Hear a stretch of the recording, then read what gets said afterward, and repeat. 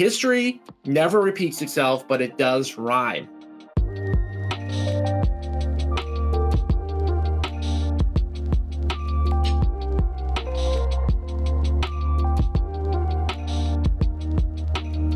If you had a tough 2023, like a lot of agents, this message rings true now more than ever. With less homes being available for sale, with less transactions getting done, do not allow 100% of your income to come from residential real estate. And like I always say every single week, I'm not an advocate of stopping to sell homes. I am an advocate of continuing to add revenue streams to your business so that on January 1st of every single year, you've got income coming in the door, whether you sell a house or not.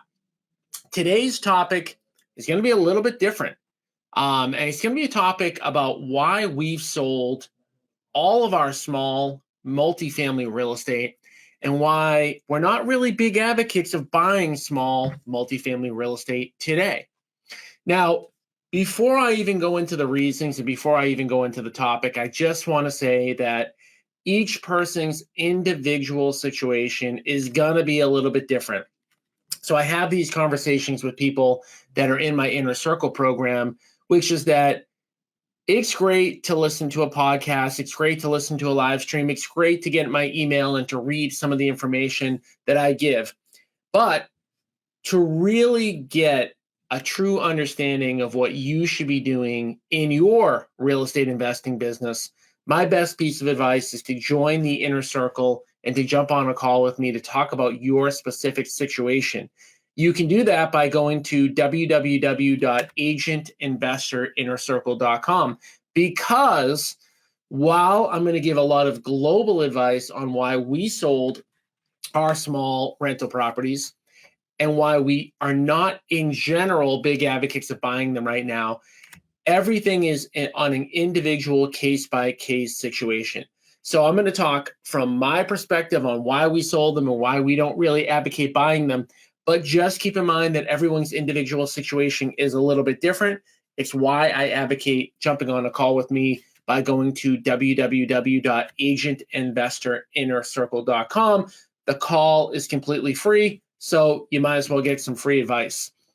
All right, so let me just kind of like back up for a second. Why are we all listening? Why are we here? What are we trying to do? Well, I talked about the fact that I'm a big advocate of diversifying your income, but beyond diversifying our income, why are we trying to invest? We're trying to invest to make our life better.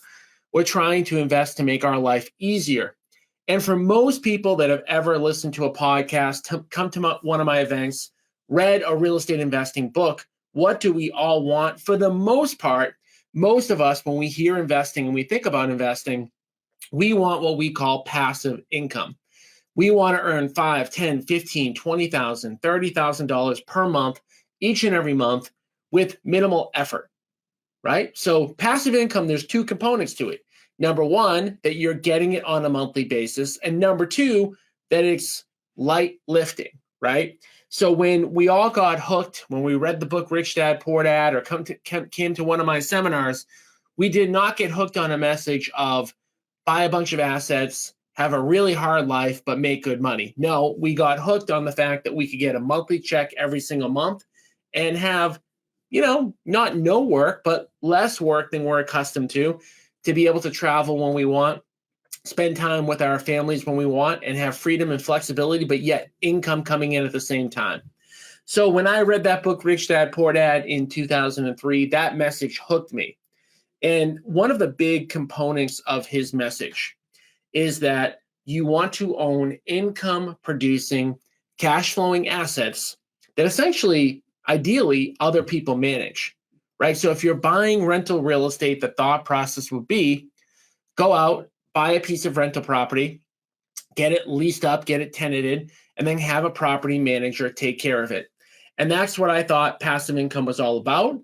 I didn't know much more than that.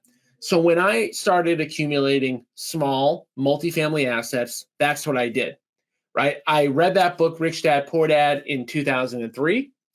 Took me a while to ever do my first real estate investing deal. Like most of you know, did my first real estate investing deal in 2009. Was actually a fix and flip deal that I took that income from and then started turning that income into cash flowing assets, which, by the way, is one of the best ways to buy cash flowing assets. And for those of you who have not heard about our agent partnership program, I just want to cover it really quickly because it's very important when it comes to cash flow itself.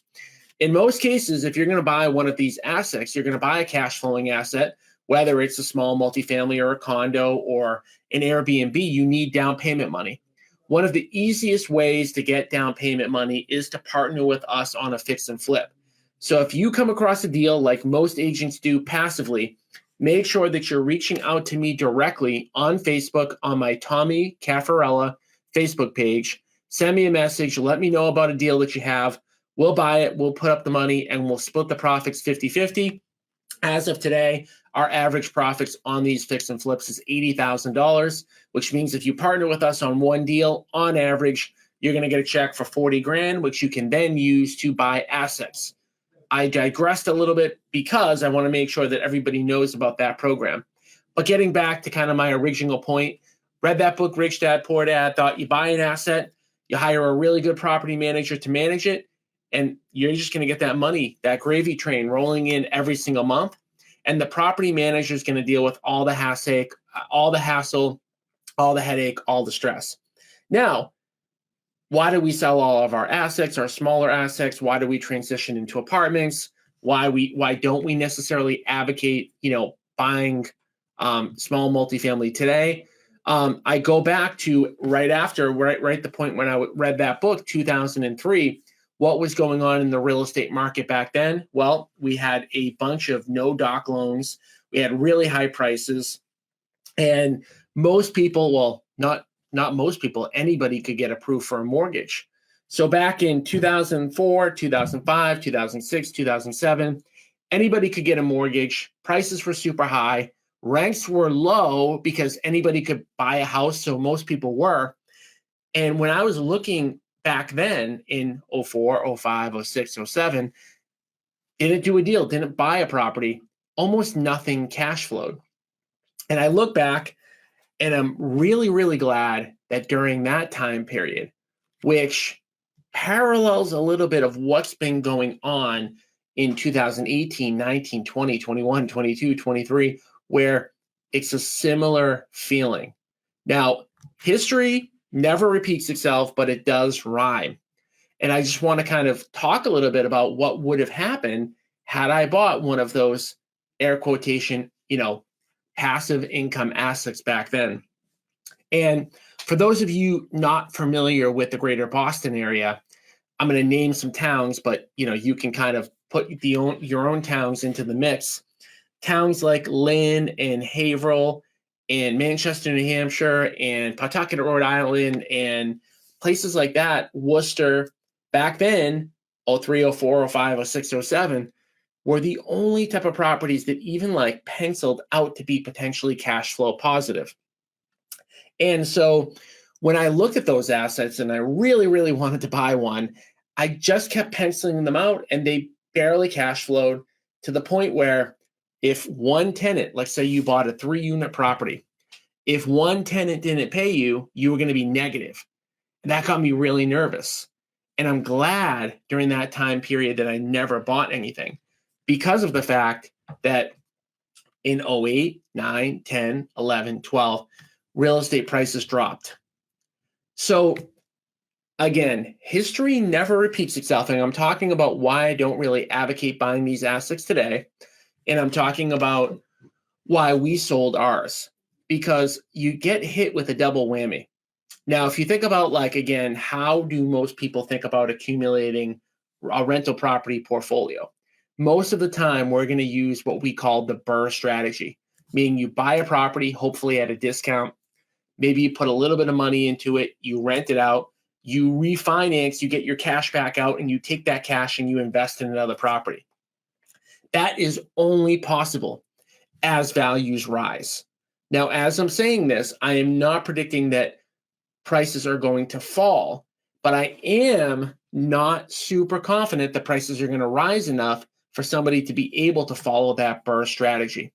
Now, by waiting, fast forward a few years when I did start accumulating a small multifamily portfolio in 2011, 12, 13, 14, 15, 16, 17, when we were accumulating, 20 or 30 units a year over that stretch, it was a lot different, right? So we went in a very brief period of time, call it in 2007, when I'm going to throw out a city name. Again, you can do the math in your own town, but a city like Lynn, Massachusetts, that might have cash flowed $200 a month in 2007. Maybe it cost $450,000 to buy that 3-family asset in 2007. Shortly later, you could buy that same asset in 2009, 2010. Buy that same asset for $200,000, almost 50% off. Why does that matter? Well, when we started to accumulate these assets in 2010, 11, 12, 13, 14, 15, 16, 17, instead of needing all 3 tenants in a 3-unit building to pay you, you only needed 1 to pay you. Meaning that you could afford to carry that building if only 1 tenant was paying you. That is a big difference between needing all 3 to carry. And again, history never directly repeats itself, but it does rhyme. Now, let's fast forward to today. Today, we're February 2024. In most cases, in most areas in the greater Boston area, if all of your tenants, if you have a 2-family, if you have a 3-family, if you have a 4-family, you have a 6-family, in most cases, you need every single tenant to pay you in order to make just a little teeny tiny bit of cash flow. From a risk perspective, I don't like that, because what I know about tenants is that some of them don't pay, right? When I used to pencil this out on paper in 04, 05, 06, before I had ever done a deal, I really had no idea. And you might read a real estate book and it might say, hey, use 10% for vacancy. Well, it's not really real life. Real life is that depending on the area that you own, if you own a 3-unit, in general, if you're in an area that cash flows, which are some of the tougher areas, you're going to have 1 tenant not paying. You might be evicting that tenant. You might have to have legal expenses to get rid of that tenant that's not paying. You might not get paid on that unit for an entire year. So when I look at the risk versus reward, and I compare 2024 to maybe like 2010, 2011 when I was buying, I look at the risk as being extremely higher, much, much higher. And then I also look at risk another way, and I say, what is the risk that prices could fall? Now, do I think prices are going to fall? I'm going to put it out there right now. I actually don't think prices are going to fall in the next couple of years. But I don't know that they're going to go up a lot either. Like, I could see us being kind of like plus or minus a few percentage points in the next few years. Does that allow you to BRRRR? Does that allow you to buy at a discount? Rent it out, renovate it, rent it out, refinance it, and repeat? Probably not. Now, again, compare that to when we first started buying in 10, 11, 12, 13, 14. We got a really good run up in prices. I mean, that 3-family in Lynn, Massachusetts that we would pay maybe $200,000 for, today would sell for $750,000. And every year that we own one of those assets, the prices were going up. So not only were we able to refi some of those assets once, not only were we able to refinance them twice, in some cases we were able to refinance them as many as 3 times. Every time that we refied one of those properties, we took the money and we parlayed it into another asset. So again, we're talking about like, why do we sell all of our assets? Why don't we really necessarily advocate buying these types of properties today? I talked about risk. I talked about cash flow. And I want to kind of continue on. The next reason why we sold all of those assets was age. So again, I'm going to back up for a second, talk again in the beginning of this episode about why are we investing to begin with? Well, we're investing to make our life better and easier, and air quotations, passive, right? When everybody goes to my seminar, when everybody reads a book, when you listen to a podcast, when you hear passive, you don't think of doing a lot of work. You think about having that monthly check come in, and you think about dealing with problems here and there, not every day, right? Again, that's what we all want. And that's doable through investing in real estate, but not really when the buildings are really, really old and they have a lot of deferred maintenance. So this is, again, a little bit geographic specific. There are parts of the country that, the oldest properties are only 40 or 50 years old. But for anywhere in the country that was developed like Boston well over 100 years ago, most of our rental properties are 100 plus years old, which means, and we found this out the hard way, that even when you do renovate them, 4, 5, 6 years later, there's still deferred maintenance. There's still stuff that needs to be done. So again, looking at like the cash flow of these deals, if you pencil out, in today's market, that you're fighting and scratching and clawing to make $200, $300, $400 a month if all of your tenants pay you, well, what happens when a roof goes? What happens when the building needs to be painted? What happens when you have to upgrade the electrical? These are real things that happen. And these are real problems as to why when a lot of people come to us today and they say, should I buy this asset? In a lot of cases, I would say no. In a lot of cases, I would be patient. It's one of the reasons why we give people the ability to invest with us directly, to have direct investment, parking money for a specific period of time, and waiting maybe for this market to change a little bit. Again, the future is not 100% predictable. It's not. But again, I go based on past history, and I always look at things like you want to swim with the tide and not against it. So I know this is kind of hindsight being 2020, and this doesn't necessarily help anybody that's listening right now. But if you were to go back in time and you were going to look at prices from 2010, 11, 12, 13, 14, 15, you would look and you would see, wow, I only need one of my tenants to pay me rent. I can afford, because I'm cash flowing a lot every single month, if a repair needs to get done, right? So the risk was very low and the reward was high. And you would also look back at that time and say, wow, prices are really, really low. So when prices are low and rents are coming up, the value of the asset is going to come up, okay? So again, all of this stuff, it might sound a little bit counterintuitive, but it is more market cycle based, that there are definitely better times to buy certain types of assets and worse times to buy certain types of assets. And again, this is not to say that these types of properties are not good asset classes, but to me, they're not great asset classes in today. My opinion, you're swimming against the tide buying them right now.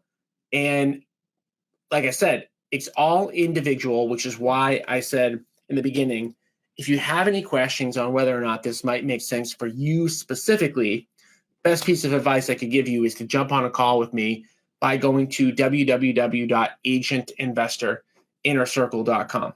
Okay. And so, prices right now, like I mentioned, they're currently high. I look at historically kind of where they're going. Another variable as to why I'm not necessarily a big proponent of buying assets today as compared to 10, 11, 12, 13 is that you are in a lot of cases inheriting tenants. So again, do I believe that 2010, 11, 12, 13 are going to necessarily repeat itself? No. But again, let me kind of like go back in time to tell you what that landscape looked like. A lot of people had just lost their homes. A lot of people lost their investment properties, and many of these properties were vacant. In an ideal world, when you buy an asset, in my opinion, you want it to be vacant.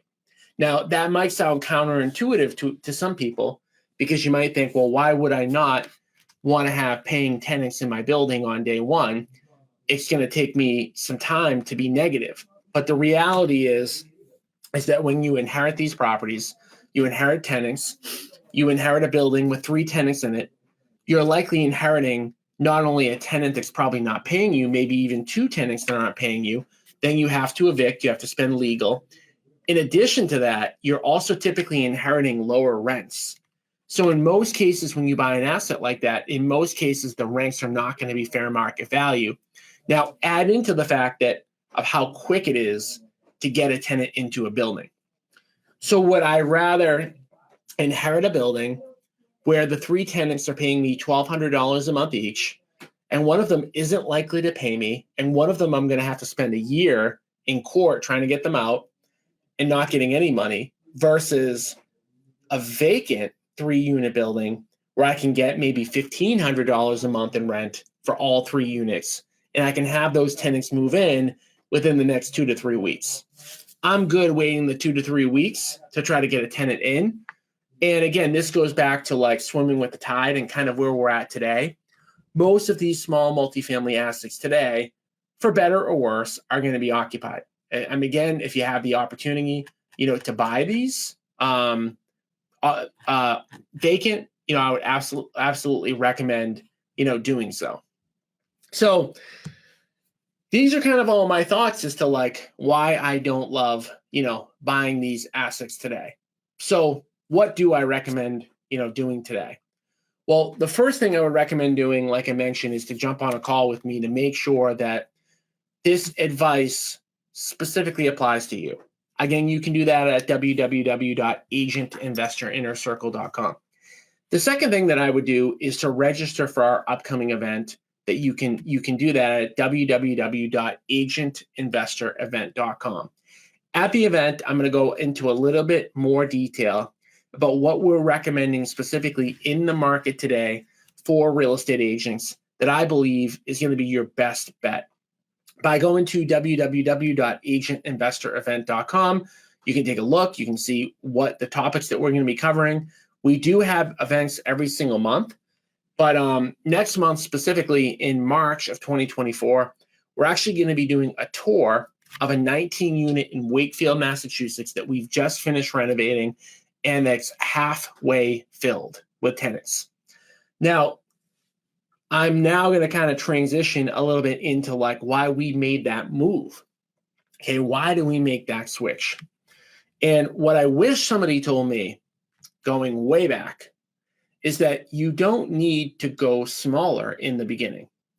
And that's kind of like in general how our brains work. In general, our brains work, okay, let me start off small. Let me buy a small condo. Let me buy a $200,000 condo. And then I'll buy a 2-family. And then when I'm comfortable with that, I'll buy a 3-family.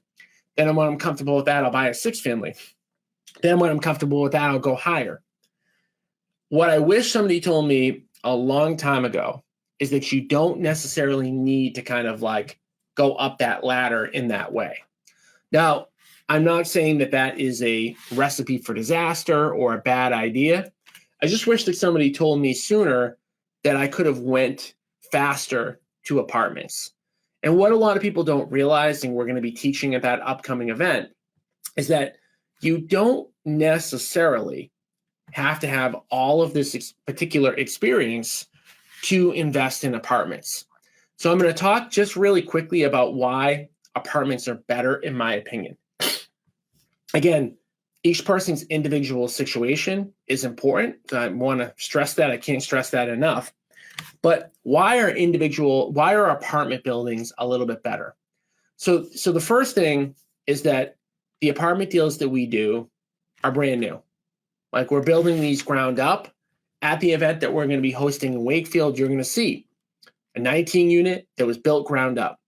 So 19 units built ground up, where's the deferred maintenance there? There's not, right? So how long is it going to take for that 19-unit to need a roof, to need new siding, to need new carpets, to need new paint? Obviously, all of those different things are going to be different. But in general, like you shouldn't expect to have a lot of maintenance in the beginning. Back it up for a second. Why are we doing all of this? We're doing all of this. We're investing to have monthly income coming in that's going to be as passive as we possibly can. Okay. So I like apartments better because there's less deferred maintenance. Now, in addition to less deferred maintenance, because they're brand new, we're also going to be able to attract a tenant that is less likely to be problematic. The better your building is, the newer it is, the more amenities there are, the overall better quality tenant you're going to be able to attract. If you think about different asset classes, you have to think from the perspective of who is going to live there. What type of person? What do they do for work? How likely are they to be, problematic? Would you live in that building? So one of the reasons we transitioned into apartments, my partner said to me one day when we were going to sell all of our small multifamily, he said, would you want our kids to inherit these properties and take them over and manage them? And the answer was a flat no, right? So that was one of the things that hit me. So with these new construction apartment properties that are, by the way, in general, in better locations that are brand new, that have more amenities, we're able to attract a more passive tenant. A tenant that, if a light bulb goes out, they're more likely, rather than to call the property manager, to just do it themselves, right? So adding to the fact that the apartment buildings that we're generally building, the one we're going to show in Wakefield is 19 units, but the ones that we're focused on is 50 to 100 units. There is the ability to have on-site property management, somebody that lives there. There is, talking about like being in the New England weather, when there's a snowstorm, you just go to one location and you knock out 50 to 100 units of snow clearing versus having properties kind of all over the place. One mistake that we made is we bought these assets kind of all over the place within maybe a 90-minute radius of greater Boston. Well, the apartment deals are a little bit better because you could have 50 to 100 units or even more than 100 units in some cases all in one place. I could kind of go on and on about the benefits of apartment deals. But one thing I wish somebody told me in the beginning is that you don't necessarily need to, have any specific advantage in order to do them. Because on most of the apartment deals, our deals included, there are typically multiple people that are part of the ownership team. And I'm going to go through them really quickly. So in general, you've got the people that are putting up the money, capital partners, which sometimes the capital partners are just us. Sometimes we have other capital partners that are in the deal, helping to put money in. At the event, we're going to talk about a little bit about how you could potentially become a capital partner, what a capital partner looks like. But there are people who put up the money. Then there are people in the deal who are a part of doing the construction. And a lot of times those people have a component of profit in the deal. They have a percentage ownership in the deal. Then you have the people that are signing on the loan, right? So to do these deals, you have to have a certain net worth requirement. And just by having a certain net worth requirement, you could potentially be a signer on one of these loans, and you could potentially get a piece of the deal. And for a lot of people that maybe are not as well capitalized, maybe can't sign on a loan, maybe can't be a capital partner, you can be a deal finder. So the last two deals that we were a part of, a 80 unit in Nashua, New Hampshire, and a 70 unit in Hooksett, New Hampshire, we are partners with the person who brought the deal to the table. And just by finding the deal, just by keeping their eyes open, just like everything else that we teach at Agent Investor, by being a deal finder, you can be a part of these deals. So quite literally, all that these two people did was find the deal, bring the deal to us. We put the rest of the deal together, and they are now part owners in that deal. So again, you don't necessarily need to have any capital. You don't need to have any experience. You don't need to necessarily be able to manage a construction team. Why? Because every single person in that deal has a role. Every single person in that deal has a certain percentage equity ownership. Okay? Now, having said that, you may or may not be interested in apartment deals. Whether you are or aren't doesn't really change the fact that we are a believer in this market that for most people, it is better to be a little bit patient on buying these smaller assets and waiting for things to change a little bit. So I guess that's really all I've got to say, on the topic for today. I've got a lot more that I'm going to go into detail in at our upcoming event that you can register for at www.agentinvestorevent.com. Again, what's the premise of everything that we do, right? Sales will make you a living, investing will make you wealthy. You sell houses, your income's always going to go up and down and up and down. You could sell 30 houses last year, you could sell 10 this year, and really have done nothing different, right? You could get lucky one year, the market could help you one year, your sphere could help you one year and maybe not help you the next. What you want to be focused on is not just selling real estate, okay? We are not advocating that you become full-time investors, but what we are advocating is that you learn the basics on how to invest in real estate so that you could partner with us on small fix and flips, or partner with us on larger apartment deals, or learn how to, use the BRRRR strategy, learn how to raise capital. All of these tools and strategies that are necessary. The first step is to get educated. So you're doing the right thing by listening to this episode. I would highly recommend going back in time and listening to as many of the Asian Investor podcast episodes as possible. They all have a relevant topic that I'm trying to get across. You need to have the building blocks necessary in order to invest, the knowledge blocks necessary in order to invest. In 2024, there is no reason why you cannot be a podcast listener. There's no reason why you can't listen to most of the past Asian Investor podcasts. Why? Well, you can listen to a podcast in your car, in between appointments, at open houses. You can do it anywhere, while you're walking, while you're at the gym. It really doesn't matter. You can always find time for an episode, a podcast episode, every day or every other day. And what you want to focus on is getting these knowledge building blocks down.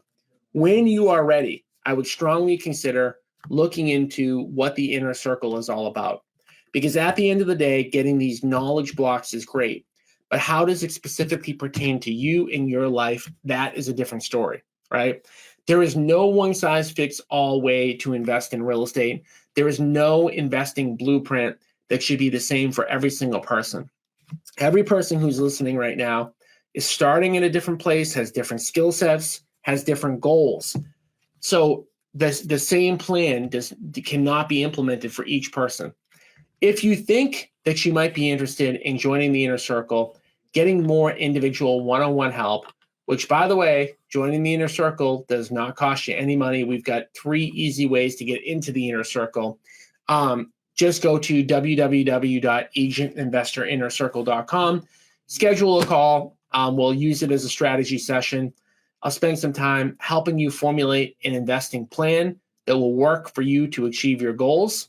And we'll talk a little bit about what joining the inner circle could potentially look like. Can't stress enough, guys, still sell houses, but make a plan to build passive income. There are many ways to do it, many of which do not require you having any money to start. If you do have money to start, there's different strategies that you can use that might propel you a little bit faster. But either way, step 1, get educated, come to our events, listen to the podcast, join the inner circle when you're ready, and take action. I did a post on Facebook earlier today. Someone commented in a local investing group. They said, what's the number one piece of advice that you would give to somebody who's starting out as investing? And I said, work hard and follow a plan. I said, I've coached over 1,000 would-be investors, people who want to be investors. And the number one thing that I see is that people do not stick to and follow a plan and work hard over a long period of time. This thing is not going to happen quickly. This is not a get-rich-quick scheme. It's not possible. The only way to get rich quick is probably to hit the lottery. But as most of us know, most lottery winners end up losing their money anyways because they don't have that financial base. All of this stuff takes time, right? You're not going to get 6 or 7 figures of passive income in your first year, but working with a good mentor, you're going to have a path, you're going to have a plan, and if you follow that plan, you're going to achieve your results. Somebody that I met early on in my career, a guy by the name of Mike Herney, he's still around. He hosts a monthly investing event. It was the first one I ever went to, probably in 2003 or 2004. He said something that stuck with me to this day, literally 20 years later. And he said, if you live your life for the next 10 years like nobody else will, you'll be able to live the rest of your life like nobody else will be able to. And it's 100% true. And I will say, it doesn't have to take 10 years. Might take 5 years, might take 4 years, might take 6 years, but it is a multi-year thing. And that's why for anybody that joins the inner circle, I've probably paid close to $500,000 in coaching over the course of my 20-year real estate career. It's why the inner circle is not a 1-year program. It's not a 6-month program. It's a lifelong program. Because if you're really going to implement the stuff that we teach and train on, yes, you can make a lot of progress in 6 months or a year, but it's going to take you longer to get to where you want to go unless you have really, really small goals. And I know nobody listening to this does. So jump on a call with me at www.agentinvestorinnercircle.com. And if you ever come across a fix and flip deal that we can partner on, that you want us to look at, send me a message at Tommy Caffarella. All right, guys, we'll be back next week with another episode. Thank you for tuning in.